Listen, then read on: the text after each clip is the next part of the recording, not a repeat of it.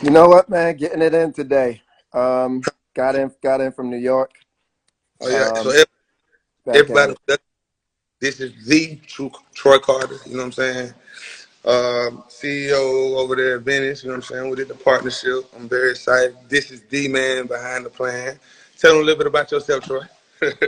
Well, look, I've been in the music industry for a long time. I did talent management for years. I started off as an intern for Puffy, worked with Will Smith, and started doing management with Eve and Beanie Siegel, Freeway, and that whole crew from Philly.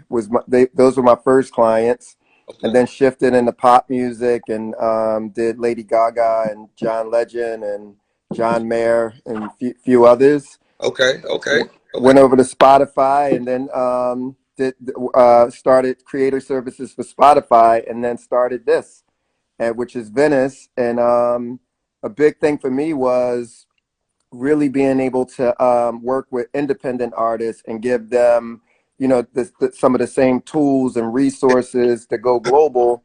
And hip hop was a really big thing for me. So when Red told me that I was going to have an opportunity to work with the Rich Homie Quan, I said I got to do this meeting, Red. Just put me in a room. So I'm just happy to be here. Man, I'm glad you're here, Troy. So for me to explain my experience with you, it's been I can't compare it to a label because I've been with a label. I can't compare it to indie because I've been indie. But I would definitely say like I didn't expect it to go this good. You know what I'm saying? Not saying like I didn't trust you. It was just a new situation for No, me, it was new. a new opportunity. And like I say, like I know it took a minute for us to get the exact paperwork done, but we got it done, and like I felt good about it. Even from transferring from indie to Venice, or even being with a major label, I think the biggest independent factor is just having that creative control, and like me being able to have a direct, you know, talk to you a direct line on you is just rare in the business. Like you don't really see the artists talking to the CEOs and the buildings, but here we are on live and outside of live. You know what I'm saying? We talk. You feel me? And I Bosses talk to bosses, though. You showed know what I'm up. saying? You the boss, so I got to talk to the boss. We the bosses, man, and it's just more like the open dialogue I got with you, the advice. You know what I'm saying? You put on me the gems you give me. It's just like, man, I'm very appreciative of it. You know what I mean? But I think like the most part, man, the creative control and the team you got, man. Like the team goes hard. Like big shout out to Alyssa. She stay on my ass. You know what I'm saying? Shout out to everybody, man. Carissa too. No, but you know what though? It's like for those who just joined, I was laughing. I said Quan is the most on time, like literally 7 o'clock on the dot. For This sure. this guy's on, and I just remember when you played music for me at the house, and we were going through music, and we Not were at the talking about your fans listening. at the big ass house. Don't forget that part. Well, look, we're talking about your fans listening to the music and helping to pick out the single. And remember you and Day Day said, okay, on Monday or Tuesday, whichever day it was, we're gonna get the fans together. Yes. And you had to go to the South to do a show, and I figured, maybe they'll get to it sometime next week or whatever. And literally, the day you guys said you guys were gonna do it, it was done. And like, it just was impressive to see the professionalism.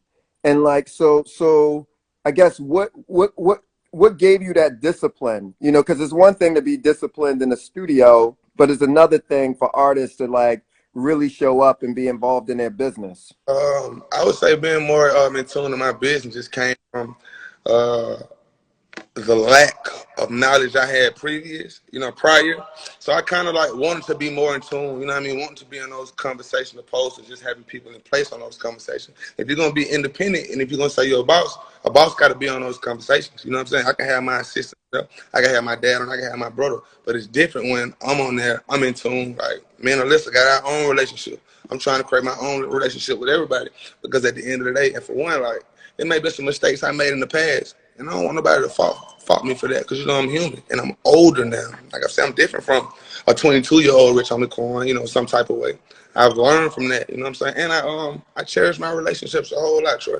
I cherish my relationships, man. What when you mentioned like some of the like making mistakes in the past, like what do you think was like your biggest mistake? Do you got any regrets? Let's just say like back then, like showing up for radios late, not doing radio interviews, not pulling up on the DJs, being an asshole, you know what I'm saying? And just, taking accountability. You feel me? Like I say, it's 10 years later now, so I know it's some relationships out there that I messed up, but I know that can be mended. That's what I'm saying. Like, I ain't mean nothing by it. They were growing pains, and I had to get through those obstacles to become who I am today. And that's just real.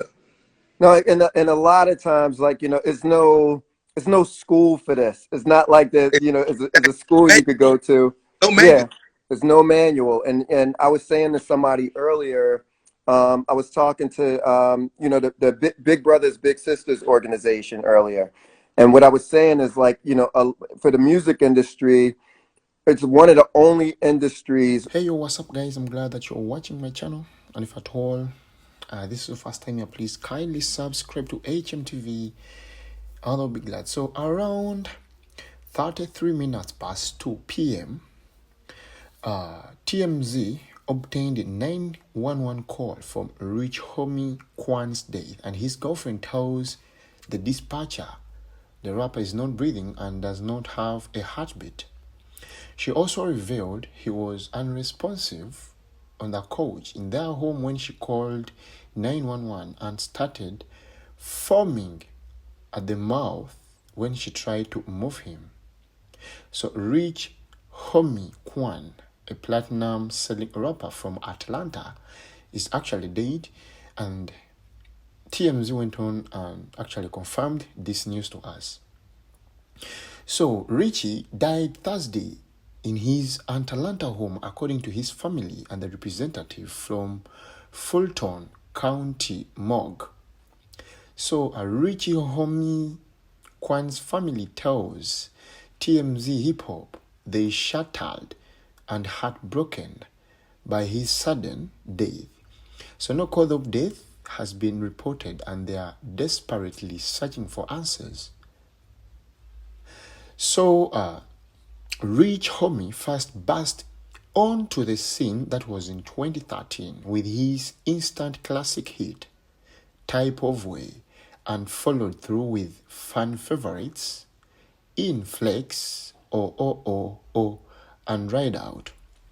So Rich Homie Quan later joined Young Thug on the Cash Money Records project Rich Gang, and he was a frequent collaborator with his hometown homies 2 Chainz and also so many others. So the last time we spoke to him, Rich Homie Quan ripped the current state of hip hop for its murderous lyrics and cookie cutter song formats. So Rich Homie Quan died at the age of 34 years.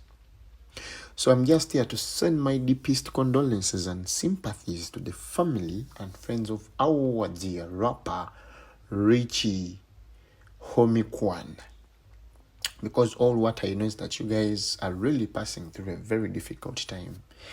Thank you so much for watching.